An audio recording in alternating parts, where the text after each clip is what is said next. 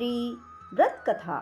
बंधुओं, जो मनुष्य भी नवरात्रि में इस कथा को सुनते हैं, माता रानी उन पर अपनी कृपा सदा के लिए बरसाए रखती हैं। बंधुओं, नवरात्र व्रत संपूर्ण कामनाओं को पूर्ण करने वाला है। इसके करने से पुत्र की कामना वाले को पुत्र, धन की लालसा वाले को धन, विद्या की चाहना वाले को विद्या और सुख की इच्छा रखने वाले को सुख मिलता है। इस व्रत को करने से रोगी मनुष्य का रोग दूर हो जाता है, मनुष्य की संपूर्ण विपत्तियां दूर हो जाती हैं और घर में समृद्धि की वृद्धि होती है। बंध्या को पुत्र प्राप्त होता है, समस्त पापों से छुटकारा मिल जाता है और मन का मनोरथ सिद्ध हो जाता है। जो मनुष्य नवरात्रि में व्रत नहीं करते, उन्हें अनेक दुखों को भोगना पड़ता है। कष्ट व रोग से पीड़ित हो, अंगहीनता को भी कई बार प्राप्त होना पड़ता है। उनके यहाँ संतान नहीं होती और वह धन धान्य से रहित हो जाते हैं, भूख और प्यास से व्याकुल घूमते फिरते हैं। जो सधवा स्त्री इस व्रत को नहीं करती, वह पति सुख से वंचित हो नाना दुखों को भोगती है। यदि व्रत करने वाला मनुष्य सारे दिन उपवास ना कर सके, तो एक समय भोजन करे और 10 दिन बांधवों सहित नवरात्र व्रत की कथा को सुने। बंधुओं, यदि आपने हमारे YouTube चैनल संस्कार की बातें अब तक सब्सक्राइब नहीं किया, तो जरूर करें और बेल आइकन दबाना ना भूलें। नवरात्रि व्रत कथा। बंधुओं, यदि आपने व्रत नहीं किया, तो भी नवरात्रि व्रत कथा को अवश्य सुने, ताकि माता रानी आपकी भी हर मनोकामना पूरी करें। ब्रह्मा जी बृहस्पति देव को कहते हैं, हे बृहस्पति, जिसने पहले इस महाव्रत को किया है, वह कथा मैं तुम्हें सुनाता हूँ, तुम सावधान होकर सुनो। ब्रह्मा जी का वचन सुनकर बृहस्पति देव बोले, हे ब्राह्मण, मनुष्यों का कल्याण करने वाले इस व्रत के इतिहास को मेरे लिए कहो, मैं सावधान होकर सुन रहा हूँ। आपकी शरण आए हुए मुझ पर कृपा करो। ब्रह्मा जी बोले, प्राचीन काल में मनोहर नगर में पीठत नाम का एक अनाथ ब्राह्मण रहता था। वह भगवती दुर्गा का भगत था। उसके संपूर्ण सद्गुणों से युक्त सुमति नाम की एक अत्यंत सुंदरी कन्या उत्पन्न हुई।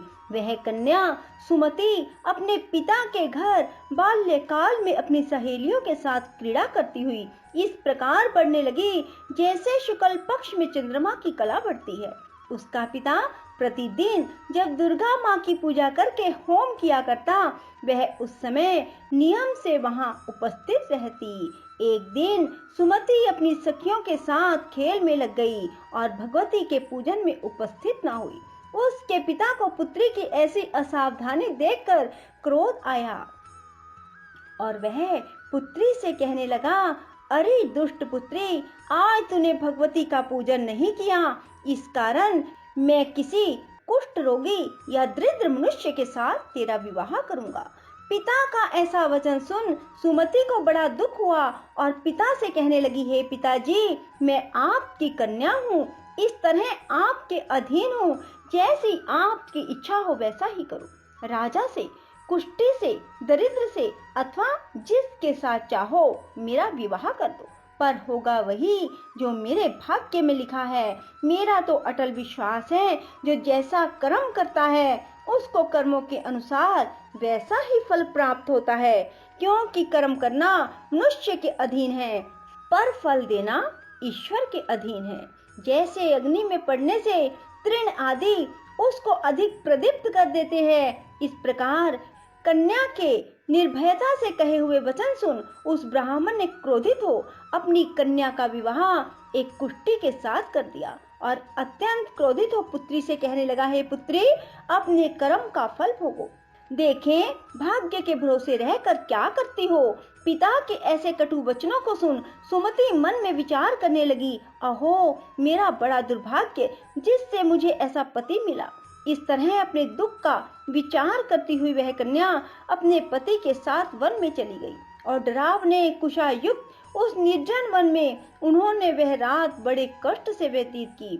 उस गरीब बालिका की ऐसी दशा देख देवी भगवती ने पूर्व पुण्य के प्रभाव से प्रकट हो सुमति से कहा, हे दीन ब्राह्मणी, मैं तुझसे प्रसन्न हूँ, तुम जो चाहो वो वरदान मांग सकती हो।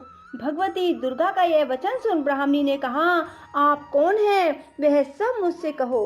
ब्राह्मणी का ऐसा वचन सुन देवी ने कहा, मैं आदि शक्ति भगवती हूँ, मैं ही ब्रह्म विद्या और सरस्वती हूँ। प्रसन्न होने पर मैं प्राणियों का दुख दूर कर उन्हें सुख प्रदान करती हूँ। हे ब्राह्मणी, मैं तुझ पर तेरे पूर्व जन्म के पुण्य के प्रभाव से प्रसन्न हूँ। तुम्हारे पूर्व जन्म का वृतांत सुनाती हूँ, सुनो। तू पूर्व जन्म में निषाद अर्थात भील की स्त्री थी और अति पतिव्रता थी। एक दिन तेरे पति निषाद ने चोरी की। चोरी करने के कारण तुम दोनों को सिपाहियों ने पकड़ लिया और ले जाकर जेल खाने में कैद कर दिया। उन लोगों ने तुझको और तेरे पति को भोजन भी ना दिया। इस प्रकार नवरात्र के दिनों में तुमने ना तो कुछ खाया ना जल पिया। इस प्रकार 9 दिन तक नवरात्र का व्रत हो गया। हे ब्राह्मणी, उन दिनों में जो व्रत हुआ, इस व्रत के प्रभाव से प्रसन्न होकर मैं तुझे मनोवांछित वर देती हूँ। तुम्हारी जो इच्छा हो सो मांगो। इस प्रकार दुर्गा के वचन सुन ब्राह्मणी बोली, अगर आप मुझ पर प्रसन्न हैं तो हे दुर्गे माँ, मैं आपको प्रणाम करती हूँ। कृपा करके मेरे पति का कोढ़ दूर करो। देवी ने कहा, उन दिनों तुमने जो व्रत किया था, उस व्रत का एक दिन का पुण्य पति का कोढ़ दूर करने के लिए अर्पण करो। उस पुण्य के प्रभाव से तेरा पति कोढ़ से मुक्त हो जाएगा। ब्रह्मा जी बोले, इस प्रकार देवी के वचन सुन वह ब्राह्मणी बहुत प्रसन्न हुई और पति को निरोग करने की इच्छा से जब उसने तथास्तु ऐसा वचन कहा, तब उसके पति का शरीर भगवती दुर्गा की कृपा से कुष्ठ रोग से रहित हो अति कांतिवान हो गया। वह ब्राह्मणी पति की मनोहर देह को देख देवी की स्तुति करने लगी। हे दुर्गे, आप दुर्गति को दूर करने वाली, तीनों लोकों का संताप हरने वाली, समस्त दुखों को दूर करने वाली, रोगी मनुष्य को निरोग करने वाली, प्रसन्न हो मनोवांछित वर देने वाली, दुष्टों का नाश करने वाली, जगत की माता हो। हे अम्बे, मुझ निरपराध अबला को मेरे पिता ने कुष्ठी मनुष्य के साथ विवाह कर घर से निकाल दिया। पिता से तिरस्कृत निर्जन वन में विचर रही हूँ। आपने मेरा इस विपदा से उद्धार किया है।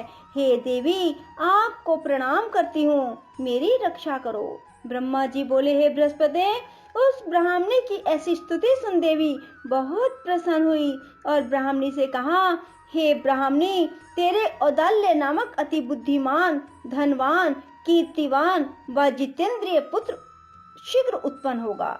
ऐसा वर प्रदान कर। देवी ने ब्राह्मणी से फिर कहा, हे ब्राह्मणी, और जो कुछ तेरी इच्छा हो मांग ले। भगवती दुर्गा का ऐसा वचन सुन सुमति ने कहा, हे भगवती दुर्गे, अगर आप मुझ पर प्रसन्न हैं तो कृपा कर मुझे नवरात्र व्रत की विधि और उसके फल का विस्तार से वर्णन करो। इस प्रकार ब्राह्मणी के वचन सुन माँ दुर्गा ने कहा, हे ब्राह्मणी, मैं तुम्हें संपूर्ण पापों को दूर करने वाले नवरात्र व्रत की विधि बताती हूँ, जिसको सुनने से मोक्ष की प्राप्ति होती है। आश्विन मास के शुक्ल पक्ष की प्रतिपदा से लेकर 9 दिन तक विधि पूर्वक व्रत करें। दिन भर व्रत ना कर सकें तो एक समय भोजन करें। विद्वान ब्राह्मणों से पूछकर घट स्थापन करें। वाटिका बनाकर उसको प्रतिदिन जल से सींचे। महाकाली, महालक्ष्मी, महासरस्वती देवी की मूर्तियां स्थापित कर उनकी नित्य विधि सहित पूजा करें। पुष्पों से विधिवत अर्घ्य दे। बिजोरा के फल से अर्घ देने से रूप की प्राप्ति होती है। जाए फल से अर्घ देने से कीर्ति, दाग से अर्घ देने से कार्य की सिद्धि होती है। आंवले से अर्घ देने से सुख की प्राप्ति और केले से अर्घ देने से आभूषणों की प्राप्ति होती है। इस प्रकार पुष्पों व फलों से अर्घ देकर व्रत समाप्त करें और 9वें दिन विधि हवन करें। 9वें दिन यथा विधि हवन करें। खांड, घी, गेहूं, शहद, जौ, तिल, बिल्व, नारियल, दाख, कदम्ब आदि से हवन करें। गेहूं से होम करने से लक्ष्मी की प्राप्ति होती है। खीर एवं चंपा के पुष्पों से धन की, बेल पत्तों से तेज व सुख की प्राप्ति होती है। आंवले से कीर्ति की और केले से पुत्र की, कमल से राज सम्मान की, दाखों से संपदा की प्राप्ति होती है। खांड, घी, नारियल, शहद, जौ, तिल, फलों से होम करने से मनोवांछित वस्तु की प्राप्ति होती है। व्रत करने वाला मनुष्य इस विधि विधान से होम कर आचार्य को अत्यंत नम्रता के साथ प्रणाम करे। यज्ञ की सिद्धि के लिए उसे दक्षिणा दे। इस प्रकार बताई हुई विधि के अनुसार जो व्यक्ति व्रत करता है उसके सब मनोरथ सिद्ध होते हैं। इसमें तनिक भी संदेह नहीं है। इन 9 दिनों में जो कुछ दान दिया जाता है उसका करोड़ों गुना पुण्य मिलता है। नवरात्रि व्रत करने से अश्वमेध यज्ञ का फल मिलता है। हे ब्राह्मणी, इस संपूर्ण कामनाओं को पूर्ण करने वाले उत्तम व्रत को तीर्थ, मंदिर और घर में विधि के अनुसार करें। ब्रह्मा जी बोले, हे बृहस्पति, इस प्रकार ब्राह्मणी को व्रत की विधि और फल बताकर देवी अंतर्ध्यान हो गई। जो मनुष्य या स्त्री इस व्रत को भक्ति पूर्वक करता है वह इस लोक में सुख प्राप्त कर अंत में दुर्लभ मोक्ष को प्राप्त होता है। हे बृहस्पति, यह इस दुर्लभ व्रत का महात्म है जो मैंने तुम्हें बताया। यह सुन बृहस्पति जी आनंद से प्रफुल्लित हो ब्रह्मा जी से कहने लगे, हे ब्रह्मन, आपने मुझ पर अति कृपा की जो मुझे इस नवरात्र व्रत का महात्म सुनाया। ब्रह्मा जी बोले, हे बृहस्पति, यह देवी भगवती शक्ति संपूर्ण लोकों का पालन करने वाली है। इस महादेवी के प्रभाव को कौन जान सकता है। बोलो माँ भगवती की जय हो। ओम ऐं ग्रीं क्लीं चामुंडाय विच्चे नमः। बंधुओं, इस मंत्र की रोजाना 1 माला अवश्य करें और भगवती माँ से प्रार्थना करें, हे परमेश्वरी, मेरे द्वारा रात दिन सहस्त्रों अपराध होते हैं। मैं तेरा दास हूँ, ऐसा समझकर मेरे अपराधों को क्षमा करो।